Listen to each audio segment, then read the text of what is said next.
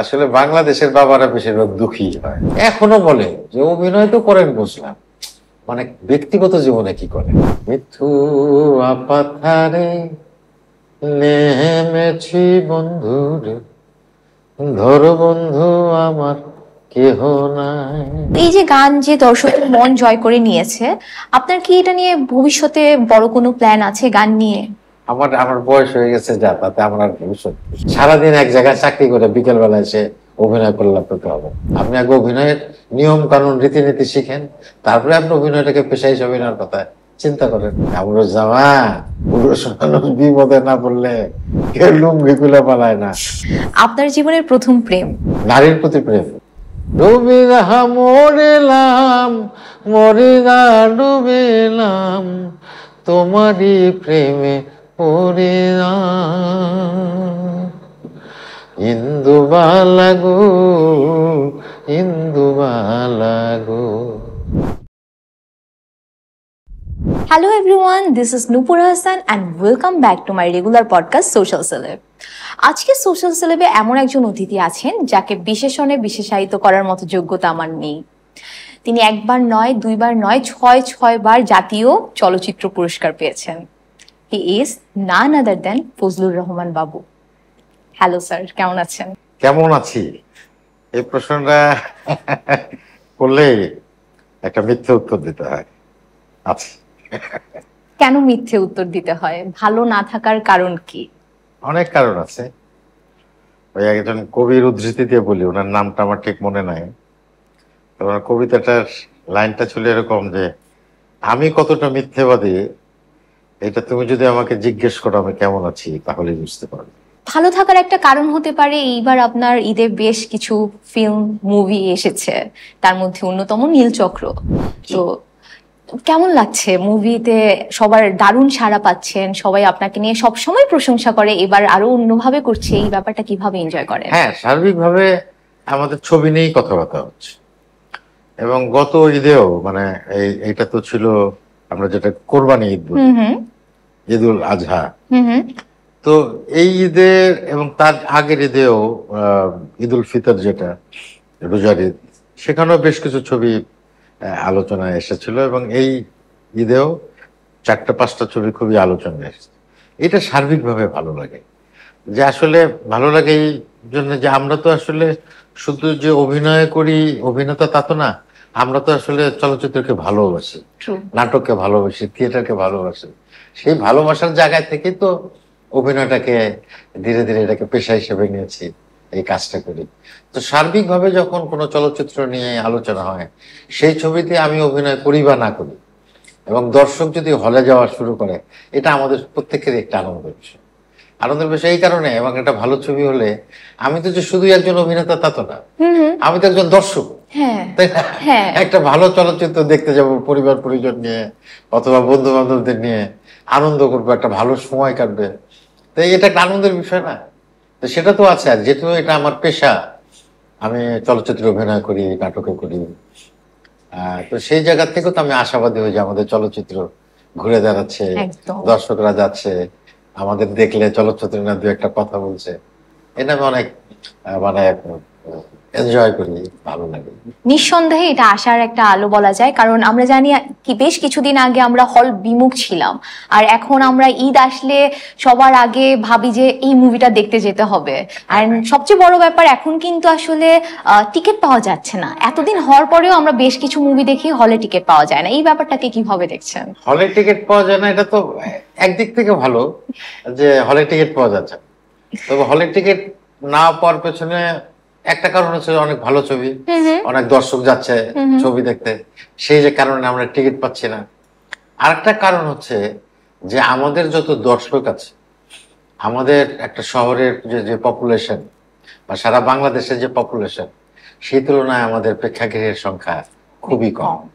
সুতরাং একসঙ্গে যদি 1 লক্ষ লোক ঢাকা শহরে 2 কোটি 2.5 কোটি আশেপাশে মিলে আমার মনে হয় 4-5 কোটি লোক বসবাস করে। আমি যদি সাভার, মানিকগঞ্জ, নারায়ণগঞ্জ, নরসিংদী ধরি আর কি, তো এত লোকের মধ্যে যদি 1 লক্ষ লোক একদিনে সিনেমা দেখতে চায়, তাহলে তো সিনেমা জায়গা দেওয়া সম্ভব না। তার মানে আমাদের যতগুলো সিনেমা থাকার দরকার ছিল সেই তুলনায় অনেক অনেক কম। এবং সবচেয়ে দুঃখের বিষয় এবং কষ্টের বিষয় হচ্ছে যে আমাদের জেলা শহরগুলো, ঢাকা শহরের বাইরে যে আমাদের জেলা শহরগুলো আছে বা উপজেলা শহরগুলো আছে, সেখানে বেশিরভাগ শহরে একটা ফ্যামিলি নিয়ে বসে ভদ্রচিতভাবে দেখার মতো সিনেমা হল নাই। তো সেই কারণেই কিন্তু একটা প্রেশার আছে। আবার এর পেছনে কারণও আছে যে আমাদের সিনেমাগুলো বিশেষ করে সিঙ্গেল স্ক্রিন, আমাদের সিনেমার একটা পর্যায়ে এত দর্শক মানে হল বিমুখ হয়ে গেছে যে সেই কারণে হল মালিকরা চালাতে পারে নাই, তাদের এটা ব্যবসায় ক্ষতি হয়ে গেছে, সুতরাং এটা বন্ধ হয়ে মার্কেট হয়ে গেছে বা অন্য কিছু হয়ে গেছে বা বিক্রি করে দিচ্ছে। তো নানান কারণ আছে। তা আমার মনে হয় যে ভালো ছবির পাশাপাশি আমাদের হলের সংখ্যাও বাড়াতে হবে, বিশেষ করে শহর অঞ্চলগুলোতে। গ্রামে তো আর সিনেমা হল সম্ভব না। সিনেমা হল তো আর ছোটখাটো জিনিস না, এটা তো দোকান না যে একটা দোকান দিয়ে দিলাম। হ্যাঁ, এটার জন্য অনেক আয়োজন আছে, কনস্ট্রাকশনে অনেক হিসাব নিকাশ আছে। তো অন্তত শহরগুলোতেও যদি আমাদের একটা ভালো প্রেক্ষাগৃহ থাকে তাহলে আমাদের অনেক দর্শক সিনেমা দেখবে। আমাদের প্রেক্ষাগৃহ আস্তে আস্তে আমার মনে হচ্ছে বাড়ানোর চেষ্টা করছে চারপাশ দিয়ে। একটু বাড়ছে, এটাকে খুব বেশি বাড়া বলা যাবে না, কারণ আমরাই ছোটবেলায় শুনেছি, আমরা তো মধ্যম বয়সে আমরা শুনেছি যে আমাদের দেশে 2000-এর অধিক সিনেমা হল আছে। এখন শুনে যে হ্যাঁ, যখন আজকে থেকে যদি 25 বছর 30 বছর আগের কথা বলি, তো তখনকার পপুলেশনের চেয়ে এখন বাড়ছে না অনেক বেশি। তখন তো 12 কোটি লোক ছিল। হ্যাঁ হ্যাঁ, এখন লোক হয়ে গেছে 17-18 কোটি। তো হল সংখ্যা 1500-2000-এর থেকে নেমে এখন 150-200-তে এসে দাঁড়িয়েছে। আমি যদি বেশি দিন আগের কথা না, আমরাই একটা চলচ্চিত্র করেছিলাম, যেটা একটা মানে চলচ্চিত্র একটা বড় ধাক্কা ছিল এবং খুবই একটা সফল সিনেমা, গিয়াসউদ্দিন সেলিমের মনপুরা। এবং মনপুরা ছবি যখন মুক্তি পায় বাংলাদেশে, তখন আমরা জানতাম, আমি তো অভিনয় করেছি এটা, তো ওদের ডিস্ট্রিবিউটর অফিস ছিল, ওখানে যেতাম মাঝে মধ্যে, তখনও শুনেছি আমাদের প্রায় 1400 হল। এটা কিন্তু খুব বেশি আগের কথা না, এটা 8 সালের দিকে এই ছবি চলেছে বাংলাদেশে, তখনও 1400 হল, আর এখন 150 থেকে 200। এটা বাড়াতে হবে, প্রপোর্শন অনেক কমে গিয়েছে হলের। মনপুরার কথা যেহেতু আসলো, সেইখানে আপনি আইকনিক একটা চরিত্র করেছেন, যেটা দর্শক মনে সবার দাগ লেগে গিয়েছে। ইভেন সেটা আমার সময়ের ছবিও না, তারপরেও আমি এখন এসে সেই ছবিটা দেখছি, আমি আপনাকে সামনে পাচ্ছি। তো এই যে এই আইকনিক চরিত্রটা, এই চরিত্রগুলো কিভাবে আসলে নিজের মধ্যে ধারণ করেন এন্ড সেটা স্ক্রিনে চলে আসে আমাদের কাছে? মনপুরার চরিত্র ঠিক আইকনিক আমি বলবো না, এটাও একটা চরিত্র। টোটাল ছবিটাই একটা চমৎকার ছবি, চমৎকার সামাজিক ছবি, একটা চমৎকার প্রেজেন্টেশন। খুব সাধারণ একটা প্রেমের গল্প, কিন্তু একটা অসাধারণ প্রেজেন্টেশন। দর্শকের গল্প দেখে এবং তার যে ভিজুয়ালাইজেশন, ফটোগ্রাফি, সিনেমাটোগ্রাফার উনি যে কাজটা করেছেন, তো সবকিছু মিলে একটা চোখে প্রশান্তির জায়গা ছিল। আর সবচেয়ে বড় একটা জায়গা ছিল ওই ছবি, সেটা হচ্ছে গানের জায়গা।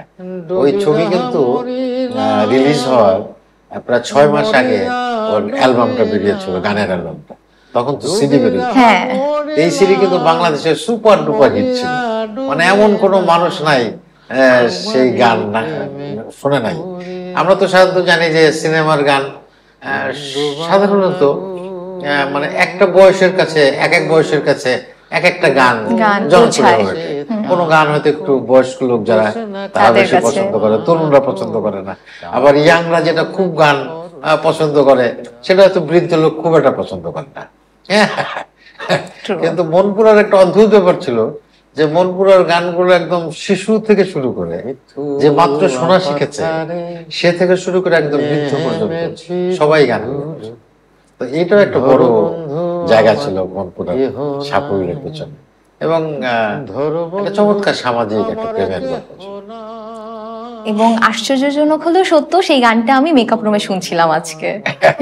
সেই গানটা কি আমাদের 2 লাইন শোনানো যাবে? হ্যাঁ, পরে শোনানো যাবে, কথাবার্তা শেষ করি, পরে শুনবো। ঠিক আছে, এটা কিন্তু দর্শকদেরও দাবি, আমারও দাবি। আমরা নীল চক্রে ফিরে আসি। সেইখানে আপনার এক্সপিরিয়েন্স কেমন ছিল? আমরা জানি সেখানে খুবই নতুন একজন ডিরেক্টরের সাথে আপনি কাজ করেছেন, সো ওভারঅল আপনার এক্সপিরিয়েন্স কেমন ছিল? না, এক্সপিরিয়েন্স তো অবশ্যই ভালো। তবে আমরা যখন ছবি করি মানে অভিনেতা হিসাবে আমরা আসলে প্রথমে কি স্ক্রিপ্টটা পড়ি। তো স্ক্রিপ্টটা পড়ে যদি মনে করি যে হ্যাঁ এই স্ক্রিপ্টটা আমি কাজ করতে পারবো বা এই চরিত্রটিতে আমি অভিনয় করতে পারবো বা আমার করা উচিত, তখনই সেটা রাজি হয়। আর আমাদের ইন্ডাস্ট্রিতে, ফিল্ম ইন্ডাস্ট্রি বলেন, নাটক ইন্ডাস্ট্রি বলেন, যেটাই বলেন না কেন, আমরা আসলে নতুন ডিরেক্টর ঠিকই, কিন্তু মানুষটা নতুন না। কারণ ওই মানুষটিকে আমি তো নাটকে, তার সঙ্গে নাটকে কাজ করি, তার সাথে আমার অনেক চেনা জানা আছে। আর ওই ছবি করতে গিয়ে যারা আমাদের অভিনেতা অভিনেত্রী, সহ অভিনেতা অভিনেত্রী যারা আমার কলিগ, যারা বা ডিওপি যে বা সেটে যারা কাজ করছে বা কস্টিউমে যারা, সবাই কিন্তু সবাই সবাইকে চিনি। সুতরাং ডিরেক্টর হিসেবে নতুন হলে মানুষটা কিন্তু আমার কাছে নতুন না, মানুষটা আমার পরিচিত। এবং আমি যদি যেমন সঞ্জয় সমদ্রের ছবি করলাম ইনসাফ এই ঈদে, এটা বেশ আলোচিত হয়েছে। ওরও কিন্তু প্রথম ছবি বাংলাদেশে, ওর সঙ্গে আমার প্রথম সিনেমা এটা। কিন্তু মানুষটা কিন্তু নতুন না, তার সঙ্গে আরো 20 বছর আগেও, 15 বছর আগেও তার সাথে নাটক করেছি, দেখা হয়, সবসময় চেনা জানা আছে। হ্যাঁ, তো বিষয়টা এরকম। আমাদের যেহেতু আমাদের জায়গাটা ছোট, বাংলাদেশ ছোট্ট একটা দেশ, ঢাকা শহরে তো আমরা সবাই সবাইকে চিনি, সুতরাং কেউ আমাদের কাছে নতুন না। মিঠু ভাইয়া আপনাকে কি বাবু ভাই বলতেন নাকি স্যার বলতেন, যেহেতু তিনি আপনার বয়সে অনেক ছোট? না না, আমরা তো ভাই। আচ্ছা আচ্ছা, ভাই সম্পর্ক। আপনার কি মনে হয় যে নতুন যারা কাজ করছে, ডিরেকশন আছে, অভিনেতা অভিনেত্রী হিসেবে আছে, তারা কেমন করছে? ঠিক আগেকার সময় আপনারা যখন শুরু করেছিলেন সেইখান থেকে এখনকার ক্যারিয়ারের ডিফারেন্সটা কোথায়? আমি তো মনে করি যে আমাদের সবকিছু একটু একটু করে আগাচ্ছে, পিছাচ্ছে না। হ্যাঁ, এটা মনে করার কোনো কারণ নাই যে আমরা যখন শুরু করেছিলাম তখন সাংঘাতিক একটা ব্যাপার ছিল, এখন সেটা আস্তে আস্তে না, বিষয়টা এরকম। আমি মনে করি যে আমাদের যারা তরুণ ছেলেমেয়েরা আসে, সেটা অভিনয় হোক, ফটোগ্রাফিতে হোক, ডিজাইনিং এ হোক, হ্যাঁ, পারফরমেন্স অভিনয় হোক, আমার মনে হয় যে আস্তে আস্তে আমরা একটু উপরের দিকে গেছি, আমরা নামছি। হ্যাঁ, আর নীলচক্রের কথা যদি বলি, নীলচক্র ছবিটাতে আমি আগ্রহ প্রকাশ করেছি এই কারণে যে আমি অভিনয় করব, কারণ স্ক্রিপ্টটাই আমার কাছে একটু অন্যরকম স্ক্রিপ্ট ছিল, যে এই ধরনের গল্প নিয়ে এর আগে সিনেমা হয় না, এবং হওয়ার কথাও না। এই কারণে হওয়ার কথা না যে ওইটার যে বিষয়বস্তু ছিল সেটা এখনকার সমসাময়িক। যেমন এই যে আমাদের তরুণ সমাজের বা একেবারে মানুষের যে এই যে সোশ্যাল মিডিয়া ভাইরাল, সে যেভাবেই হোক আর কি, সেটা ভালোভাবে হোক মন্দভাবে হোক, নিজেকে বিকিয়ে দিয়ে হোক, হ্যাঁ, একটা ভাইরাল হবে, এটা হবে এটা হবে, এবং ফাইনালি যে সে যে ভিকটিম হচ্ছে, কিভাবে ভিকটিম হচ্ছে, মূল গল্পটা কিন্তু এইটাই। তো সেটা দেখে আমার কাছে মনে হচ্ছে হ্যাঁ, এরকম একটা এই বিষয় নিয়ে আসলে হতে পারে। এবং আমি যে চরিত্রটিতে অভিনয় করেছিলাম, আমার মেয়েও ভিকটিম, হ্যাঁ, যে ভাইরাল হতে গিয়ে ওই চক্রের মধ্যে পড়ে গেছে। গল্পটার মধ্যে, নামের মধ্যে কিন্তু নীল চক্র, তো সেই চক্রের মধ্যে পড়ে গেছে এবং আমি সেই ভিকটিম। সেই কারণেই মানে আমাকে চলচ্চিত্রে দেখা গেছে আমি একটা উদ্ভ্রান্ত মানুষ, হ্যাঁ, একটু বেসামাল মানুষ, হ্যাঁ, আবার কারো কারো কাছে মনে হচ্ছে হয়তো রহস্যময়, হ্যাঁ, একটা গভীর বেদনা দিয়ে, সন্তান হারানোর বেদনা নিয়ে এসে ঘুরে বেড়াচ্ছে। তো এরকম একটা চরিত্র আর কি। তো সব মিলিয়ে আমার কাজটা আমি করেছি, আমার ভালো লেগেছে এবং আমার অভিজ্ঞতা খুব ভালো। এবং এর বাইরেও যদি বলি, ইনসাফ বা ইনসাফের যে চরিত্রটি, সেটা একজন সৎ পুলিশ, বড় অফিসার না, খুবই নিম্ন পদস্থ অফিসার, এএসআই। তো একটা সৎ পুলিশ, তার জীবনে সে কিভাবে ভিকটিম হলো, এটাই ছিল গল্পের। এবং পিতা পুত্রের যে কেমিস্ট্রি, ছেলেটা কিভাবে আস্তে আস্তে এই বাবার অসহায়ত্ব দেখে, হ্যাঁ, কিভাবে সে আস্তে আস্তে মানে আন্ডারওয়ার্ল্ডে চলে যাচ্ছে, এবং এটাও দর্শক খুব পছন্দ করছে। আর তাণ্ডবও খুব সমসাময়িক গল্প, হ্যাঁ, এর মধ্যে অনেক পলিটিক্যাল এলিমেন্টস আছে আমাদের বর্তমান সময়ের। তো সবকিছু মিলে মানুষ দেখছে। আবার এর বাইরেও যদি বলি, আমাদের যেহেতু আমাদের সার্বিক চলচ্চিত্রের কথা বলি, আমাদের এর বাইরেও কিন্তু অনেক ছবি নিয়ে আলোচনা হচ্ছে, যেমন উৎসব নিয়ে আলোচনা হচ্ছে, এশা মার্ডার নিয়ে আলোচনা।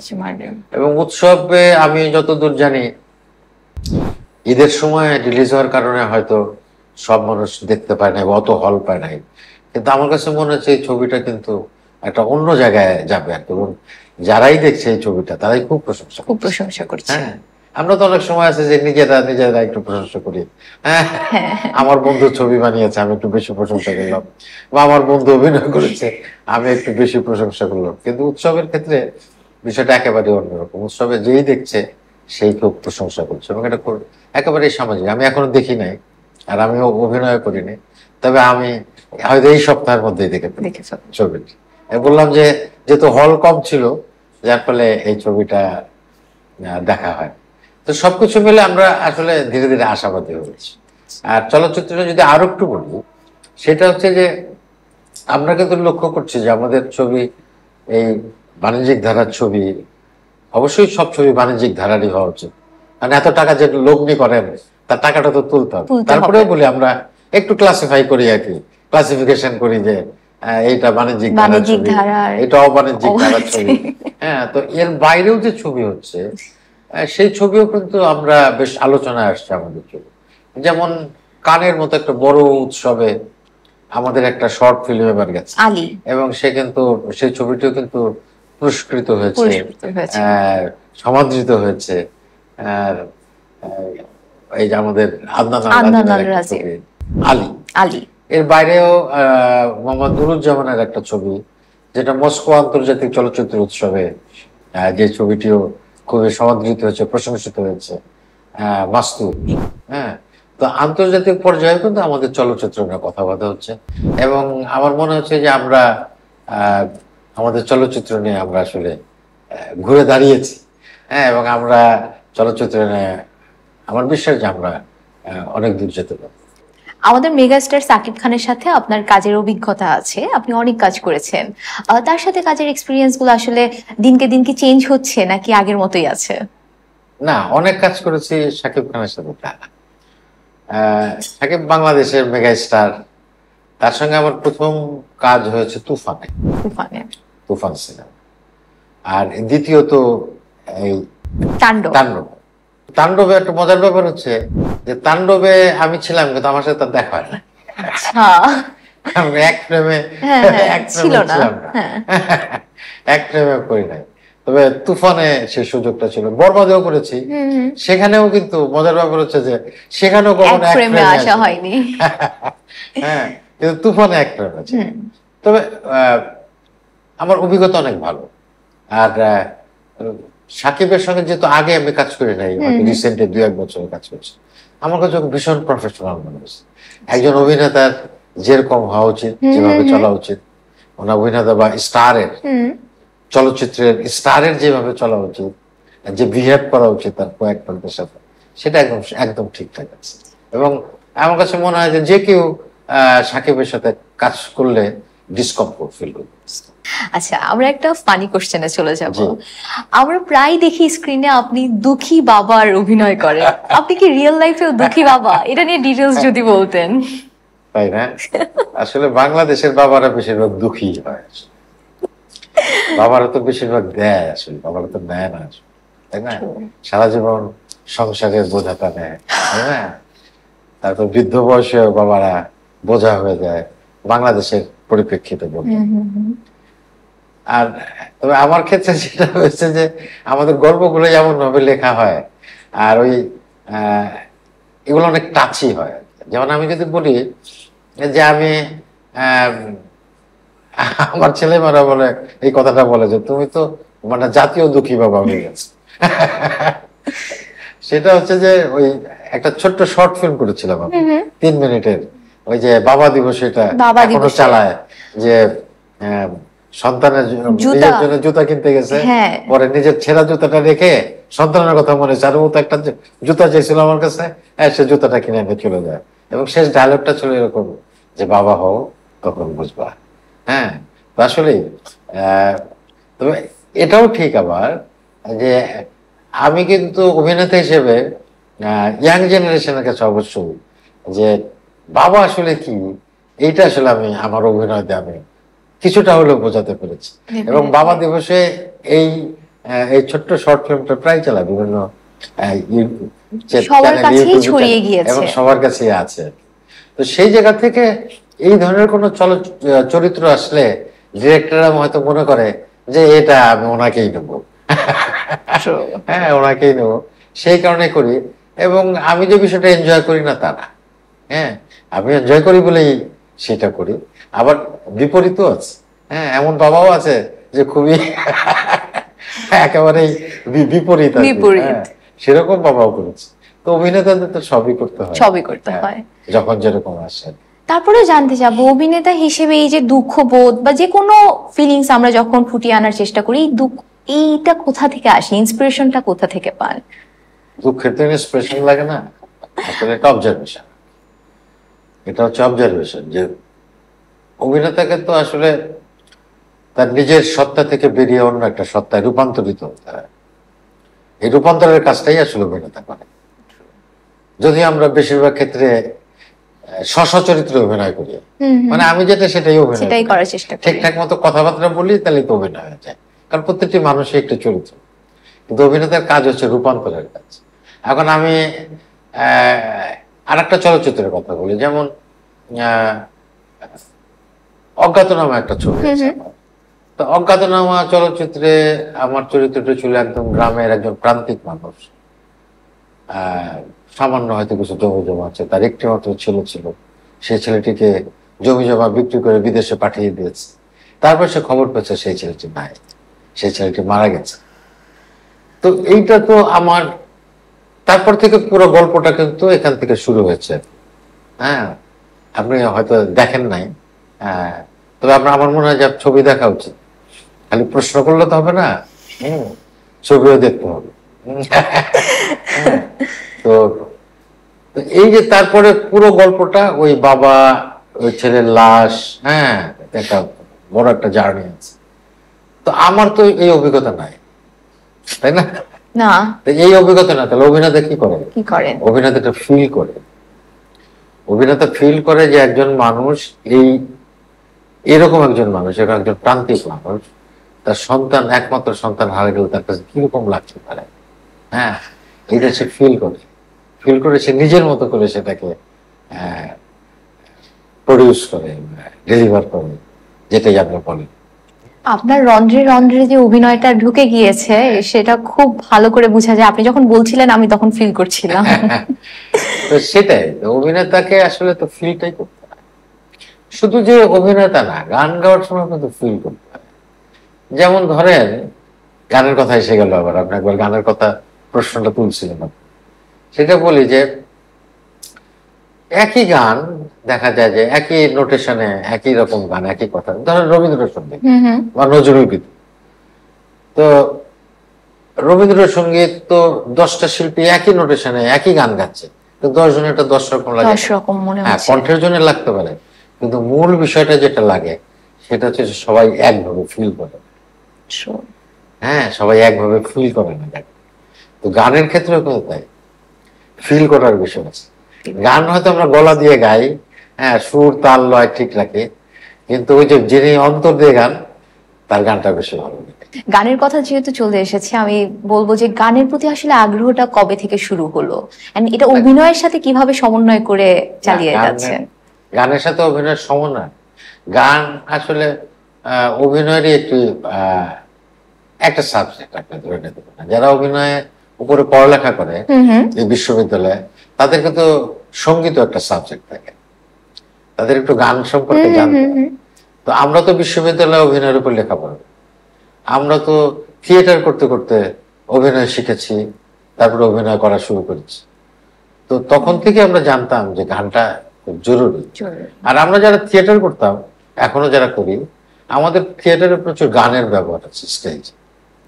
তো অন স্টেজে আমরা যখন গান করি, একটা চরিত্রের ভেতর দিয়ে গান করি, তো তখন যদি আমি ঠিকঠাক মতো গানটা গাইতে না পারি, সেটা তো 2 লাইন হতে পারে, 4 লাইন হতে পারে, হ্যাঁ, তো ওইটুকু গান, ওই 4 লাইন গান যদি আমি ঠিকঠাক মতো সুর তাল লয় না মিলে করি, তাহলে আমার গানটা দর্শকদের কাছে ভালো লাগে।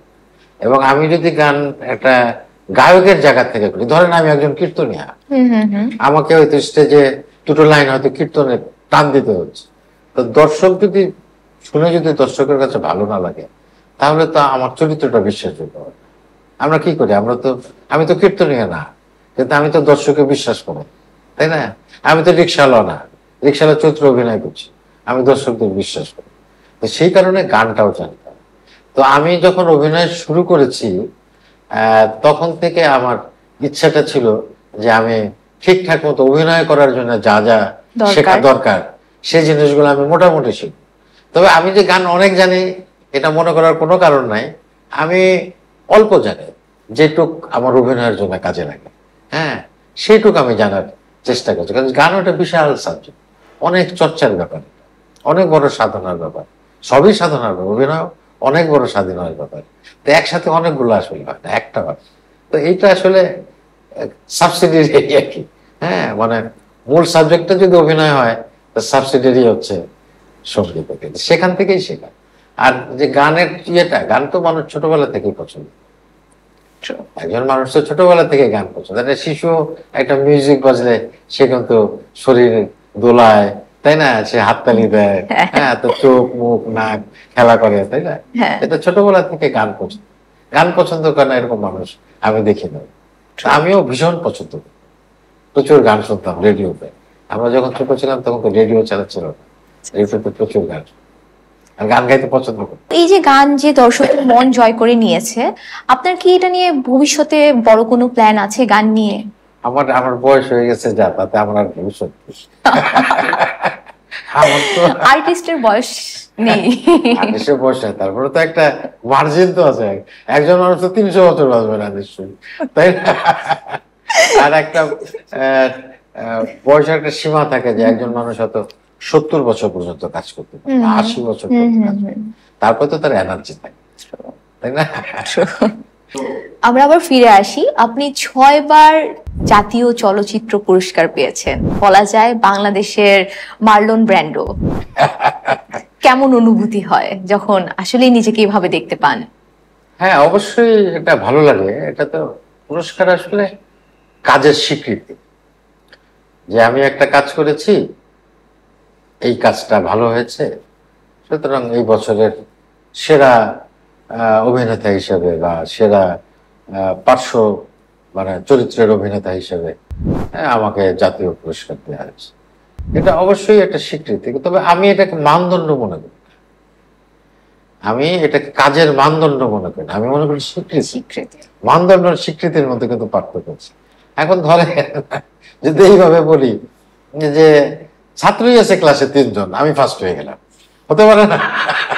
মোটেও এরকম কিছু আপনার ক্ষেত্রে হয়নি। এরকম হতে পারে না।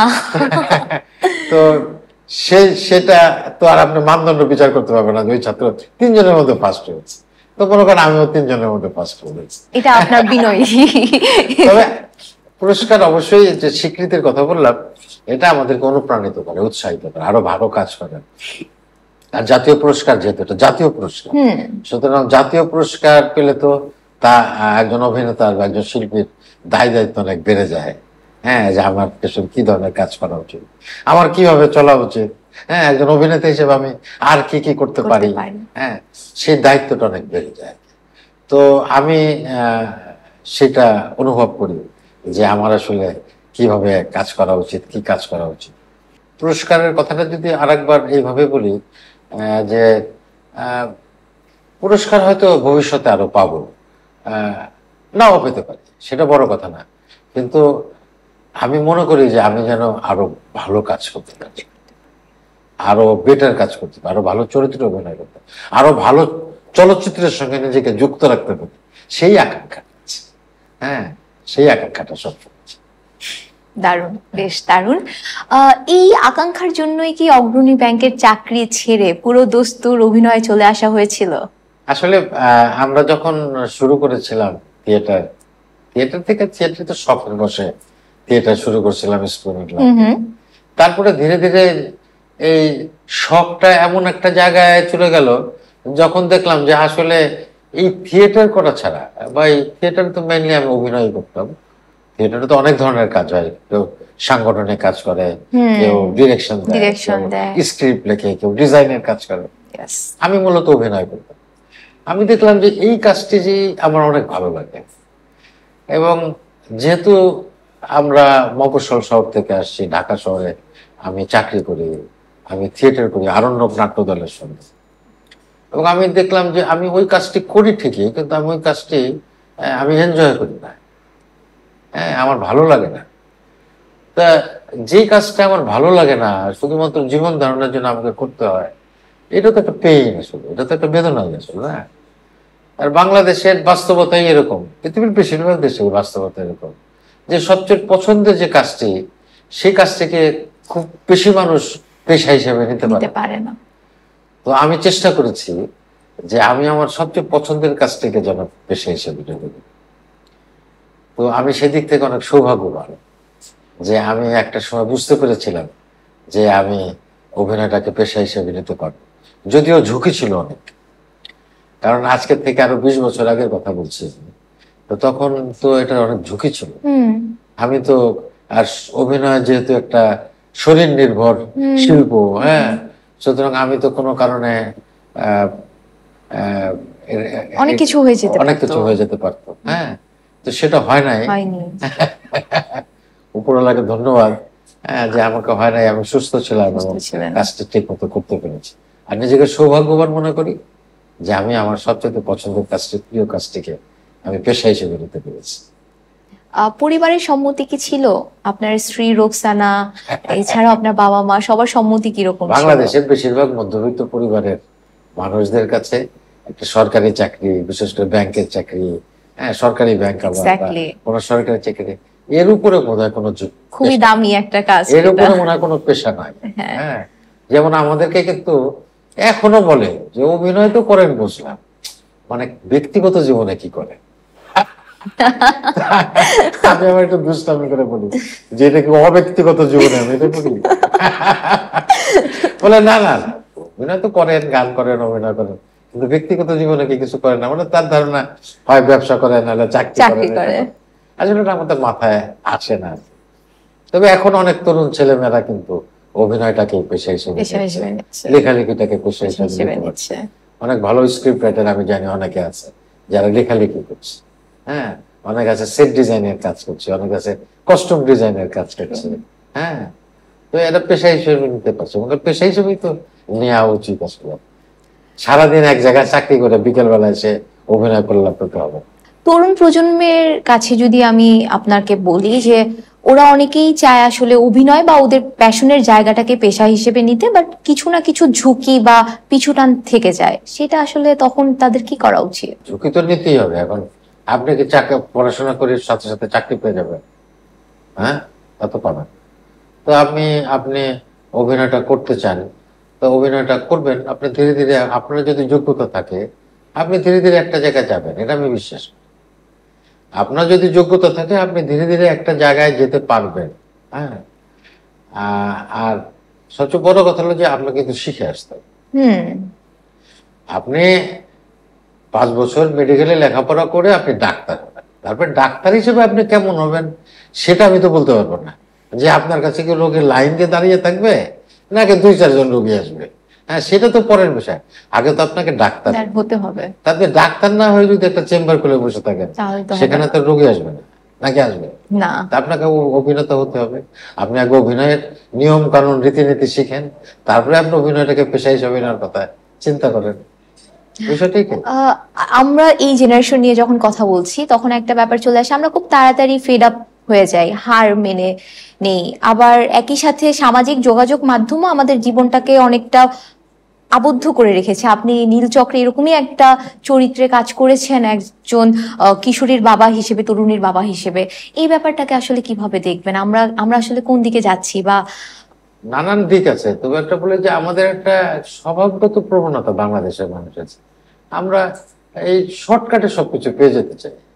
হ্যাঁ, অল্প লেখাপড়া বড় চাকরি পেয়ে যেতে চাই, অল্প একটু জেনে বড় স্টার হয়ে যেতে চাই, অল্প একটু একটা নেগেটিভ সমাজে এটা কি নেতিবাচক প্রভাব পড়বে কি ইতিবাচক প্রভাব পড়বে সেইটা বিচার বিবেচনা না করেই আমরা ভাইরাল হয়ে যেতে চাই। হ্যাঁ, আমাকে সবাই চিনুক, সে কি ভালোভাবে চিনুক, মন্দভাবে চিনুক, কি সম্মানের সাথে চিনুক, কি অসম্মানের সাথে চিনুক, এটা আমরা চিন্তা করবো। আমাকে সবাই চিনত। আপনার জীবনে অনেক অনেক কাজ করা হয়েছে, আমরা সেই কাজগুলো দেখার সৌভাগ্য হয়েছে আমাদের সবার। আমি যদি জিজ্ঞেস করি সবচেয়ে প্রিয় চরিত্র কোনগুলো এই কাজের মধ্যে? অনেক চরিত্রই আছে, অবশ্যই একটা তো বলা যাবে না। দীর্ঘদিন ধরে অভিনয় করছি, অনেক অনেক চরিত্রে অভিনয় করেছি। তো যদি শুরু থেকে বলি তাহলে আহ, সেই প্রথম সেই মামুন ভাইয়ের নাটকে অভিনয় করেছিলাম, মামুন রশিদের। যেমন একটা ছিল যে দানব, সেখানে একটা ফোরম্যানের ক্যারেক্টার করেছিলাম, এটা একটা প্রিয় চরিত্র। আবার তারপরে যদি বলি যে আহ, মাসুম আজিজের একটা নাটক করেছিলাম মন মিতুয়া, সেখানে একটা ক্যারেক্টার ছিল। সেখানে তারপরে গিয়াসউদ্দিন সেলিমের অনেকগুলো নাটকে, যেমন আহ, ভয়, এক স্কুল শিক্ষকের চরিত্র অভিনয়, সেটা খুব একটা প্রিয় চরিত্র ছিল। চলচ্চিত্রে যদি অজ্ঞাতনামার কথা বলি, সেটা আমার একটা প্রিয় চরিত্র। বা স্বপ্নজালের কথা যদি বলি, সেটা আমার একটা প্রিয় চরিত্র। এরকম অসংখ্য প্রিয় চরিত্র আছে। এবং আমার কাছে মনে হয় কি যে আহ, কিছু তো গড়ে কাজ করতেই হয়। আহ, আমি আমার আমার চরিত্রগুলোর প্রতি আমি সবসময় জাস্টিস করার চেষ্টা করেছি যে একটু চরিত্রের উপরে যেন কোনো অবিচার না হয়। হ্যাঁ, সেইভাবে নিজেকে প্রস্তুত করার চেষ্টা করেছি।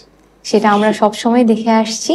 আমি যদি আপনাকে জিজ্ঞেস করি, আপনি যখনই একটা স্ক্রিপ্ট হাতে পান তখন আসলে প্রথম কি হোমওয়ার্কটা বা অ্যাসাইনমেন্টটা করেন? আসলে প্রথম কাজটা আসলে হয় স্ক্রিপ্টটা পড়া, পুরো স্ক্রিপ্টটা। এমন না যে শুধু আমার আমার সংলাপগুলো দাগ দিয়ে পুরো গল্পটা তো পড়তে হয়, পুরো স্ক্রিপ্টটা বুঝতে। তো শুটিং এ যাওয়ার আগে কিন্তু আমি অনেক আগেই স্ক্রিপ্ট পড়ি না, এবং কয়েকবার পড়ার যাতে সুযোগ পাই।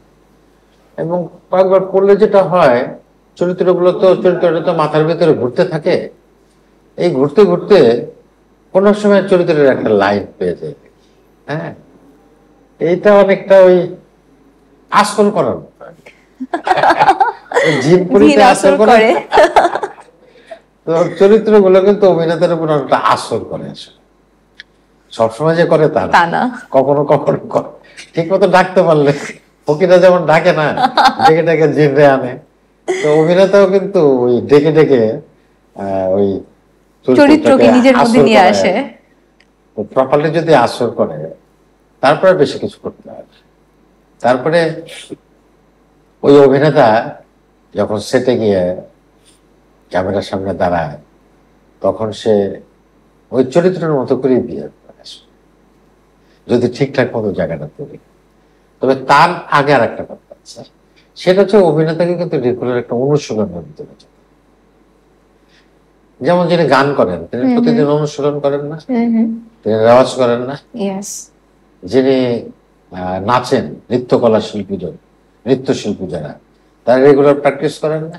অবশ্যই। অভিনেতাকেও প্র্যাকটিস, প্রতিদিন নিজেকে দেখতে হয়, আমার শরীরটা ঠিক আছে কিনা, আমার গলাটা ঠিক আছে কিনা, আমার চোখটা ঠিক মতো খেলছে কিনা, আমার এই ফেসের মাসেল গুলো ঠিকঠাক মতো কাজ করছে কিনা। এর জন্য ছোট ছোট অনুশীলন আছে, সেই অনুশীলন গুলো করতে হবে। হ্যাঁ, আর একটা পর্যায়ে তো অভিনয় করতে আসলে মাথা দিয়ে। আমরা শুরু করেছি অভিনয়টা শরীর দিয়ে, কিন্তু একটা পর্যায়ে আসলে মাথা দিয়ে করতে হয়। হ্যাঁ, ওই মাথাই তো আসর করে আসলে চরিত্র। কাজটা একটু কঠিন, অভিনয় তো একটা কমপ্লিকেটেড আর্ট। হ্যাঁ, একটু জটিল আছে। আমাদের যারা তরুণী দর্শক আছে তারা জেনে গেল ফজলুর রহমান বাবু আসলে কিভাবে হোমওয়ার্কটা করে। সো আই গেস এটা, আই হোপ এটা তাদের লাইফে অনেক হেল্প করবে। হ্যাঁ, তো থাকবেই, ফাঁকি দেওয়ার কোনো সুযোগ নাই। ওই আমাদের শিক্ষক হচ্ছে, আমার শিক্ষক আর নাটকের শিক্ষক মামুনুর রশিদ মেইনলি। অনেক মানুষের কাছে আমাদের শিখতে হয়, সমাজ থেকে শিখতে হয়, রাষ্ট্র থেকে শিখতে হয়, কিন্তু গুরু হচ্ছে আমার মামুনুর রশিদ। তো মামুন ভাই একটা কথা বলতেন যে ফাঁকি দিও না, ফাঁকি দিলে নিজেই ফাঁকির তলে পড়বা। তো যে ফাঁকি দিবে সে ফাঁকির তলে পড়বে, যে ফাঁকি দিবে না সে একটা জায়গায় যাবে। আমি আসলে ফাঁকি কাকে দিচ্ছি? আমি আসলে নিজেকে দিচ্ছি। একটা স্টুডেন্ট যে লেখাপড়া করে না ঠিকঠাক মতো, সে কাকে ফাঁকি দেয়? শিক্ষককে ফাঁকি দেয়, স্কুলকে ফাঁকি দেয়, সে আসলে নিজেকেই ফাঁকি দেয়। তা আমাদের ক্ষেত্রেও তাই। আমরা যারা শিল্পের চর্চা করি, প্রত্যেকে তো একটা মেধা নিয়ে, প্রতিভা নিয়ে আসে। সবাই তো আর গান গাইতে পারে না, সবাই তো আর অভিনয় করতে পারে না, সবাই তো আর নাচতে পারে না। কিন্তু যে পারে, যার প্রতিভা আছে, তাকে অবশ্যই একটা কঠিন নিয়ম, অনুশীলন, চর্চা এবং সাধনার ভিতর দিয়ে যেতে হবে। একজন গুণী মানুষের পাশে বসলে আসলে অনেক কিছু শেখা যায়, সেটাই আজকে আমার মনে হচ্ছে। আমরা এখন একটা ইন্টারেস্টিং গেম সেগমেন্টে চলে যাব, জি। সেটা হচ্ছে ডায়লগ বাজি। আমি আপনাকে বেশ কিছু ডায়লগ দিব, আপনি আপনার মতো করে সেই ডায়লগগুলো দিবেন। আপনি হলে সেই ডায়লগটা কিভাবে কোন ভাষায় দিতেন একদম আপনার মতো করে। প্রথম ডায়লগ, হাজারটা চাঁদ আসলেও সে রাতের কোনো মূল্য নাই যদি তুমি না আসো। হাজারটা চাঁদ আসলেও সে রাতের কোনো মূল্য নাই যদি তুমি না আসো। সাধারণ। মালটা কেমন বাজান, দেশি না বিদেশি? মালটাকে অনুদান, দেশি না বিদেশি? কে? অসাধারণ।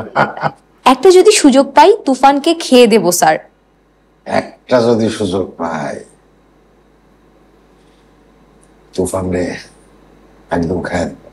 কামরুজ্জামান, পুরুষ মানুষ বিপদে না পড়লে লুঙ্গি খুইলা পালায় না।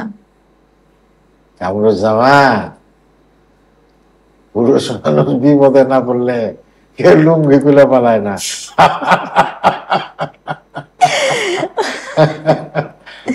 একদম শেষ ডায়লগ, এই জিল্লু মাল দে। কোনো কথা আমাদের মাল দে। Heads up to you. আমরা নেক্সট সেগমেন্টে চলে যাচ্ছি। এইখানে হচ্ছে গুগল মামা আপনার কাছে কিছু জানতে চায়। গুগল মামা? গুগল মামা। গুগল মামা কথা আমি কাকা ডাকি আসলে। আচ্ছা, আজকে থেকে এটা গুগল মামা না, গুগল কাকা। গুগল কাকা। হ্যাঁ, গুগল কাকা জানতে চায় ফজলুর রহমান বাবুর প্রথম অভিনয়। প্রথম যদি অভিনয় বলে যে আমার মঞ্চের অভিনয়, সেটা ছিল তালের মাস্টারের হালখাতা। এটা ফরিদপুর টাউন থিয়েটারের একটি নাটক ছিল। এটার সময় হচ্ছে 1978 সাল। আপনি অভিনেতা না হলে কি করতেন? কি করতাম সেটা আসলে এই দেশের মানুষ তো জানে না আসলে কোথায় আমার নিয়তি ছিল কি করতাম। তবে আমার যে কাজটা করতে ভালো লাগে তার একটা তো হচ্ছে আমি যেটার মধ্যে আছি সেটা। এর বাইরে আমার কৃষি কাজ করতে হয় না ভালো লাগে। আচ্ছা, অ্যামেজিং। চেরাগের দৈত্যের কাছে 3টি ইচ্ছে। চেরাগের দূত তো আসলে নাই, তারপরে আপনি যত বললেন 3টা ইচ্ছার কথা, আসলে 3টা ইচ্ছার মধ্যে যেটা চাই আসলে সেটা হচ্ছে আসলে শান্তি চাই, মানুষের শান্তি চাই, দুনিয়াটা শান্তি চাই, শান্তি চাই, অন্য কিছু চাই। পৃথিবীর সকল মানুষ ভালো থাকুক, সকল প্রাণী ভালো থাকুক, পৃথিবীটা সুন্দর থাকুক, সুস্থ। আমরা সবাই সেই আশা করি। ফরিদপুরের যে খাবারটি আপনার সবচেয়ে পছন্দের? ফরিদপুরের খাবার মানে ছোটবেলার শৈশবের খাবার, মায়ের হাতের রান্না, সবার খুব পছন্দের। এটাই আমার পছন্দ। শেষ প্রশ্ন, আপনার প্রিয় 3জন মানুষ। প্রিয় মানুষ, তাদের মধ্যে যদি বলি অনেক প্রিয় মানুষ আছে আমার এই মুহূর্তে। যেমন যদি প্রিয় কবির কথা বলি, জীবনানন্দ দাশ। প্রিয় মানুষের কথা যদি বলি সব দিক মিলে, সেটা রবীন্দ্রনাথ ঠাকুর। আর যিনি আমাকে গর্বে ধারণ করেছেন, আমার মা। এর বাইরে অসংখ্য মানুষ, শ্রদ্ধার মানুষ আছেন। যেহেতু 3টি বলেছেন সেই কারণে 3জনের কথা বলি। আপনার জীবনের প্রথম প্রেম? কিসের প্রতি প্রেম? মানুষের। মানুষের প্রতি প্রেম, নারীর প্রতি প্রেম, সেটা প্রত্যেক মানুষের জীবনেতে প্রেম আসে, কিন্তু আসলে প্রেমটা কিভাবে আসছিল জানি না। তবে বয়সের তখন বোধহয় আমার 18-19 বছর বয়স সম্ভবত। তো দেখতাম যে নদী দেখলে ভালো লাগে, নতুন করে ভালো লাগে, গাছ দেখলে ভালো লাগে, পাখি ভালো লাগে, বৃষ্টি ভালো লাগে। তখন বুঝলাম। আবার মাঝে মাঝে কেমন যেন মানে উদাস হয়ে যায়, কোথায় যেন একটা শূন্যতা অনুভব করি, কি যেন আছে আবার কি যেন নাই। তখন বুঝতে পারলাম যে আমি বোধহয় প্রেমে পড়েছি। তাকে বলা হয়েছিল? না, আমাদের শোয়ে একটা সুন্দর সেগমেন্ট আছে, সেখানে আপনার যে ফ্যান ফলোয়ার আছে ওরা আপনার ছবিতে কমেন্ট করে, সেই কমেন্টগুলো আমি আজকে পড়ে শোনাবো, আপনি তাদের রিপ্লাই করবেন। আচ্ছা আচ্ছা। এখানে একটা ছবি আছে আপনার এবং মনে হয় আপনার সহধর্মিনী, সেখানে একজন কমেন্ট করেছে তামিম হোসেন নামে, সে লিখেছে দাদা ভাই আমি সেই ছেলেটি যে সকাল 10টা থেকে বিকেল 4টা পর্যন্ত বসেছিলাম এক নজর আপনাকে দেখব বলে আর একটু কথা বলবো বলে। আমি বিজ্ঞাপন অভিনয় করার জন্য গিয়েছিলাম, কিন্তু আমার শুটিং সকাল 10টার মধ্যেই শেষ হয়ে গিয়েছিল। আমি আপনার অনেক বড় একজন ভক্ত, দোয়া করি আল্লাহ তাআলা আপনাকে সুস্থ রাখুন এবং আগামী দিনগুলো আরো সুন্দর হোক। ধন্যবাদ তামিম। দেখা হলে আমারও ভালো লাগতো, তো নিশ্চয়ই দেখা হবে আমাদের। যেহেতু তুমি শুটিং করো, কোথাও না কোথাও দেখা হলে অনেক তোমার সঙ্গে কথা হবে, গল্প হবে। এখানে আপনি এবং আপনার মেয়েকে মনে হয় দেখা যাচ্ছে, খুবই ছোট। সেখানে একটা কমেন্ট এসেছে, ওমা সে তো ভীষণ রেগে আছে মনে হচ্ছে, শুভ জন্মদিন মামুনি। হ্যাঁ, এটা আমার মেয়ে, সে এখন অনেক বড় হয়ে গেছে, সে এখন গ্রাজুয়েশন কমপ্লিট, সে এখন জব করে। তার ছোটবেলার ছবি আর কি। হ্যাঁ, একটু রেগেই ছিল মনে হয়, কারণ সে একটু অফ মুডে ছিল আর কি। আর যে লিখেছে আমাদেরই ছোট ভাই বন্ধু। আচ্ছা আচ্ছা। টিপু, ও তো অভিনেতা। আচ্ছা আচ্ছা। আমাদের একজন অভিনেতা টিপু। ওই কারণে ও পান করেছে। ধন্যবাদ টিপু। নেক্সট কমেন্ট অনেক আগের একটা ছবি, সেখানে এসেছে ছবিটির বয়স 46 বছর, সো সুইট। আমাদের সব বন্ধুদের মাঝখানে আমাদের খুব প্রিয় একজন টিচার, অ্যাকাউন্টিং এর টিচার। আচ্ছা। এবং আমরা এখানে আপনি কোনটা? এই যে স্যারের ডান দিকে নিচে বসে। আচ্ছা। মাথায় অনেক চুল। হ্যাঁ, স্টাইলিশ। তখন ইন্টারমিডিয়েটে পড়ি আমরা। হ্যাঁ, এরা আমাদের সব বন্ধুরা, খুবই ক্লোজ ফ্রেন্ড। কিন্তু দুঃখের বিষয় ছিল যে এই ছবিটা অনেক বছর পরে আমাদের ওই যে ডান দিকের পেছনে দাঁড়ানো ওই বন্ধু গোবিন্দ, ওর নাম, তো ও পাঠিয়েছিল, ওর কাছেই ছিল ছবিটা। কিন্তু এই যে নিচে বসা যে ডান দিকে, ওকে আমরা চিনতে পারি না, আমি চিনতে পারি না যে কে আসলে। এই বন্ধুটাকে ভুলে গেছে, মানে হয় না যে বিস্মৃতিতে চলে যায়, স্মৃতির অতলে হারিয়ে যায়, যে ও হারিয়ে গেছে, কিন্তু ওকে আমি আজও চিনতে পারি না যে আমার এই বন্ধুটা কে ছিল আসলে। আর বাকি সবার সাথে বিভিন্ন সময় দেখা সাক্ষাৎ হয়, আমার সবাই ক্লোজ ফ্রেন্ড আর কি। নিশ্চয়ই আমাদের ক্লোজ ফ্রেন্ড, কিন্তু এই 46 বছর দেখা হয়নি বলে ও বিস্মৃতিতে চলে গেছে। হিউম্যান ব্রেইন আসলে অদ্ভুত। পরবর্তী ছবি, সেখানে কমেন্ট এসেছে আরো 70 বছর এভাবেই কাটুক না, শুভকামনা। সেইটা সম্ভব না। ধন্যবাদ। নেক্সট ছবি, এখানে আপনার একটা ছবিতে কমেন্ট এসেছে, প্রিয় মানুষ ফরিদপুর এসে একটা পোস্ট দিয়েন, কুমার নদীর ওপারে আপনার বাড়ি দেখা করতে যাব, কুমার নদীর এপারে আমাদের বাড়ি। নিশ্চয়ই আমাদের ফরিদপুরে কেউ হবে। আমার ফরিদপুর শহরের মাঝখানে একটা ছোট্ট নদী, কুমার নদী, নদীটার নাম কুমার। আচ্ছা, ছোট একেবারে, খুব বেশি বড় না। হ্যাঁ, নিশ্চয়ই ওই পারে হয়তো ওদের বাড়ি। হ্যাঁ, এই পারে আমি আর ওই পারে তুমি। আপনার আর আমার বাড়ির মতো, এই পারে আমার বাড়ি না, তোমাদের বাড়ি আর আমাদের বাড়ি তো পদ্মা নদী, অনেক বড় লম্বা। এই পার থেকে ওপার 7 কিলোমিটার। আর কুমার নদী ছোট, ওপার থেকে ওপারে তো 100-150 মিটার। ওকে। পরবর্তী ছবিটা অনেক স্পেশাল, সেখানে কমেন্ট এসেছে, মা হলো সবচেয়ে ছোট শব্দ যা সবচেয়ে বড় অর্থ বহন করে, মাকে সালাম ও ভালোবাসা। ধন্যবাদ নুরুল ইসলাম ভাই। এই আমার এই যাকে খুব রাগেই দেখলেন, আমার প্রথম কন্যা সন্তান। আমার মা এই হসপিটাল থেকে আসার পরেই বোধহয় কোলে নিয়েছিল। অনেক পুরনো, ছবিটা নষ্ট হয়ে গেছে, এবং তার 1 বছর পরে আমার আম্মা মারা গেছে। এই মুহূর্তটা 1 বছর পরে আমার মা মারা গেছে। এই মুহূর্তটা আপনার কাছে কেমন ছিল যখন মা আর মেয়েকে একসাথে দেখতে পাচ্ছিলেন নিজের চোখে? আমি তুলেছিলাম। আমরা একেবারে আড্ডার শেষ প্রান্তে চলে এসেছি। আপনি কথা দিয়েছিলেন আড্ডা শেষে গান হবে। যে গানটা আমি মেকআপ রুমে শুনছিলাম, সেই গানটা দিয়েই শুরু হোক, নিথুয়া পাথারে। বলেন নাই,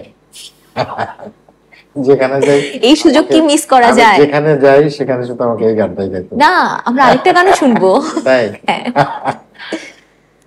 মিথুয়া পাথারে নেমেছি বন্ধুরে, ধরো বন্ধু আমার কেহ নাই, ধরো বন্ধু আমার কেহ নাই, তোলো বন্ধু আমার কেহ নাই। চিকন ধুতি খানি পরিতে না জানি, না জানি বাঁধিতে কেশ, না পারি বাঁধিতে কেশ, না পারি বাঁধিতে কেশ। এরকমই আর কি। গুজবাম দিয়ে এসেছে, আমি কি বলবো জানি না। আরেকটি গান ইন্দুবালা, ইন্দুবালা। শেষ রিকোয়েস্ট। ডুবিনা মরিলাম, মরিনা ডুবিলাম, ডুবিনা মরিলাম, মরিনা ডুবিলাম, তোমারই প্রেমে পড়িলাম।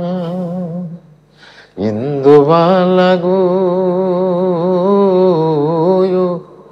তুমি কোন আকাশে থাকো, জ্যোৎস্না কারে মাখো, কার উঠোনে পরঝরিয়া।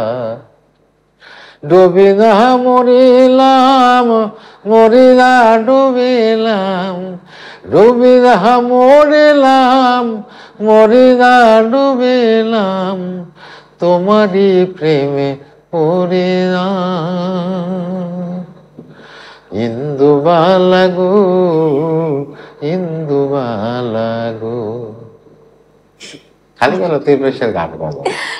ইন্দুবালা ডুবে মরেছে কিনা আমরা জানি না, কিন্তু দর্শক আপনার অভিনয়, আপনার গানে আসলে ডুবে মরে আছে। থ্যাংক ইউ সো মাচ আমাদেরকে আপনার ভ্যালুয়েবল টাইম দেওয়ার জন্য। দর্শকদের জন্য যদি কিছু বলতেন শেষ মুহূর্তে।